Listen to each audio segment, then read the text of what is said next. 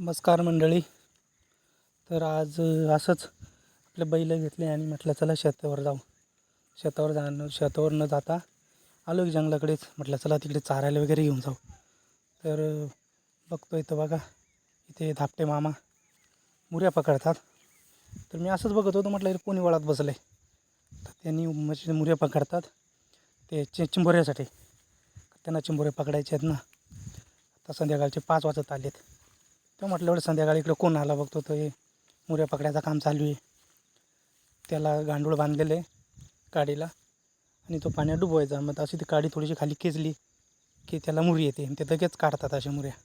त्यांचं आता आलं आहे काम मुऱ्या पकडायचा. तर आता ते मुऱ्या पकडून ट्रॅप बनवणार. नंतर मग संध्याकाळपर्यंत किंवा उद्या सकाळपर्यंत ते त्याला चिंबोरे लटकून राहतील. त्याच्यामुळे मग त्यांनी ते घेतलेत पकडायला. तर बाकीचं चिंबोऱ्यांचा भाग तर मी उद्या दाखवतो तुम्हाला. सध्या त्यांनी तर हे करायला घेतलेले, मुऱ्या पकडायला घेतल्यात.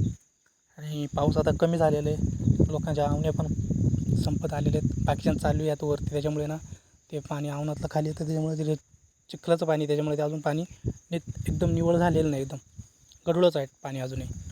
कारण लोकांच्या आवणी अजून थोड्या बाकी आहेत. आता बहुतेक लोकांच्या झालेल्याच आहेत. आणि पाणी पण आता कमी झालेलं आहे. त्याच्यामुळे वळाला पाणी कमी.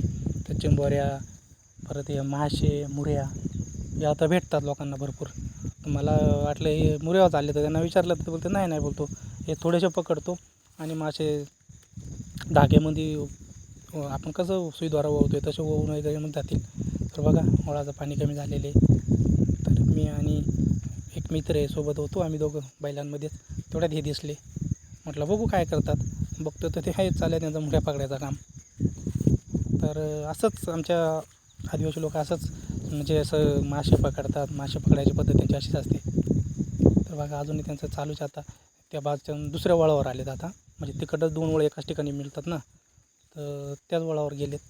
तर लोक इथं नंतर आता पाणी तळ आली तर कपडे वगैरे धुवायला येतात. घराजवळच म्हणजे थोडंसं गावापासून लांब आहे, अर्धा किलोमीटरवर आहे. पण थोडंसं जंगल टाईप आहे तिथे. हे बघा चाललं आहे त्यांचं काम. आणि पाणी अजून तर गढूळच आहे, कारण की लोकांच्या थोड्या आवणी बाकी आहेत. बाकी आता झालेल्याच आहेत. आणि आता मस्त ऊन वगैरे पडतो आहे ना, त्याच्यामुळं निसर्ग असं एकदम सगळीकडं हिरवं झाल्यासारखं वाटतं आहे. एकदम भारी झाले मस्त. तर हे बघा त्यांनी त्याच्यात माती टाकली, कारण का ते हातात घेतले चटकून जातात ना ते. तर माती टाकली त्याच्यामुळे मग त्याला चिखल चटकून राहतो आहे. हे बघा हे असं ओवायचं काम चाललं आहे. ते आता ओवून वगैरे घेतात. हे बघा आता बाकीचे म्हणजे ते आज काय करणार, ओवून वगैरे घेतील आणि त्याचा असा घोस बनवतील आणि काडीला बांधतील आणि असे ते जागजागी ठेवतील. मग सकाळी येऊन ते घेऊन जातील.